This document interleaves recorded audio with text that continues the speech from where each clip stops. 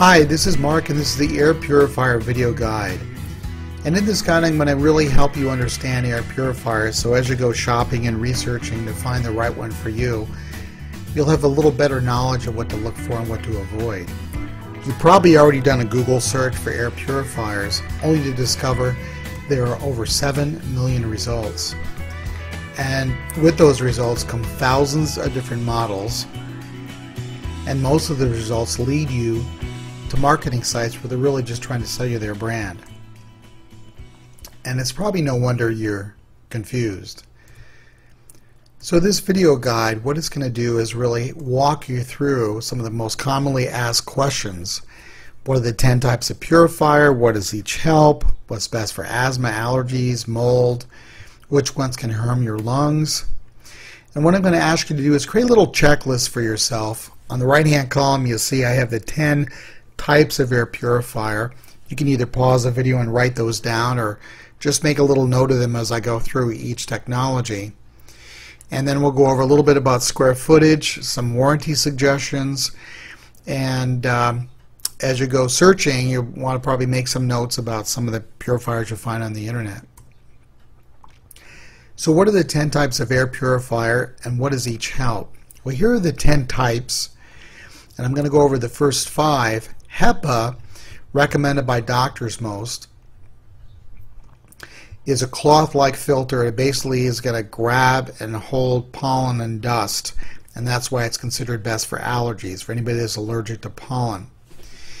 Now the downside of them is you actually have to replace the HEPA filter every 9 to 12 months on average. And the other downside is that many companies will sell you a HEPA filter and you realize it's probably the type of purifier to start with, only to discover that their replacement filters for the little cloth filter is really expensive. So I'd probably try to keep the cost under $40, even $30 if you can, with replacement HEPA. Now the next two, carbon and zeolite, are types of minerals, and they have the ability to absorb odor, smoke, fumes. And they're both minerals. Zeolite is actually a volcanic mineral which has a lot of surface area in it that's charged in a way that when gas goes by it or through it, it'll draw out the odor or the gas that's causing the problem. Now those have to be replaced periodically, again every probably 9 to 12 months if not sooner. I know the Auric XL has a little carbon filter you have to change. I think they're like 50 or 60 bucks. It's a little tiny thing, which it shouldn't be. Both carbon or zeolite are pretty inexpensive materials, but you have to change those out periodically. Next is negative ion. Now that's not so much of a cleaner. It'll clean the air a little bit by charging positively charged molecules in the air like pollution and soot, etc. But negative ion I use more because it's going to generate healthy air. When you go out to the country or you're by the ocean in the country and trees in the country generate a lot of negative ions, and that's really good for your health. Makes you think more clearly, affects serotonin, brain chemistry, etc. So it's a wonderful thing to have in your bedroom to sleep at night. You'll sleep better. So that's why I include negative ions. It's not as good as cleaning as the others. And then electrostatic, fancy name, it is also called ionic breeze, ionizers, photocatalytic grids. It's basically all the same. Truman cells is another name that the Auric uses, but they're all the same. It's these metal plates that have a positive and negative charge. So any molecules that are negative or positive will attract themselves to these metal plates, and then you just wash them off periodically. The back of your television set, the back of your computer and refrigerator do a little bit of the same, especially if there's electrical charge and static electricity. So they're good at odor, they're good at some pollution, some soot, they're good at smoke, not good at pollen, not good at dust, not good overall in terms of cleaning a room out. And they're inexpensive to make, except you find ones like the Auric that are kind of expensive. So might be something to have, but it's probably less important. Okay, the other 5 are ozone, water, pre-filter, UV, and TiO2. Ozone I'm going to talk about a little bit later, but basically ozone is a charged oxygen molecule an additional molecule, O3 rather than oxygen, which is O2, but that other extra molecule can go out and kill odor, kill mold, kill mildew. So it's good, excuse me, so it's good for treating a room, but again doesn't collect pollen or dust, so it's not a real efficient means of cleaning the air. It'll treat the air. Then there's some little purifiers out there that use water to clean the air. I remember my old Rainbow vacuum used water rather than a cloth filter, and it would draw the air through the water, and the water would get a little bit dirty.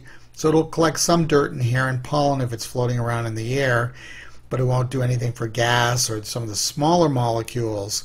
So not that efficient, and I'd probably keep away from them.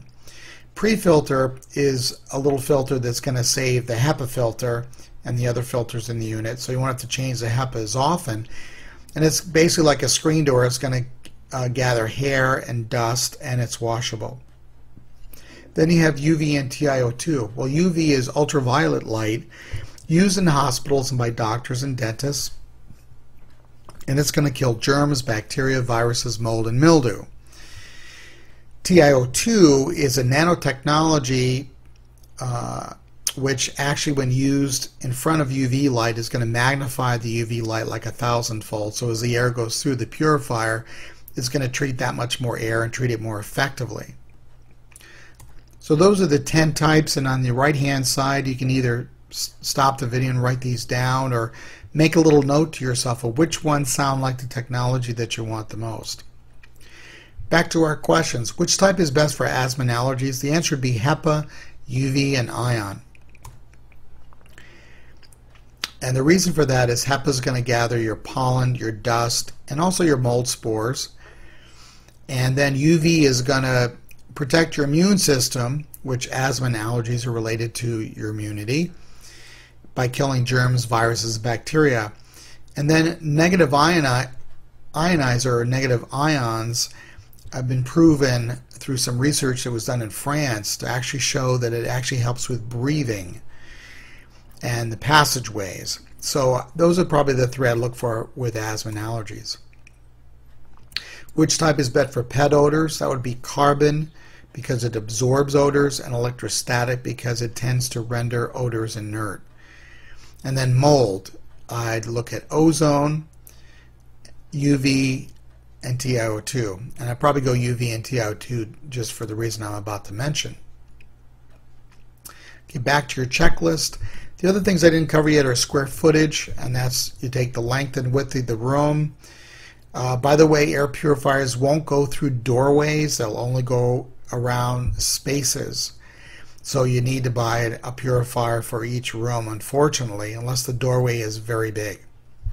And just the way that air flows in a room.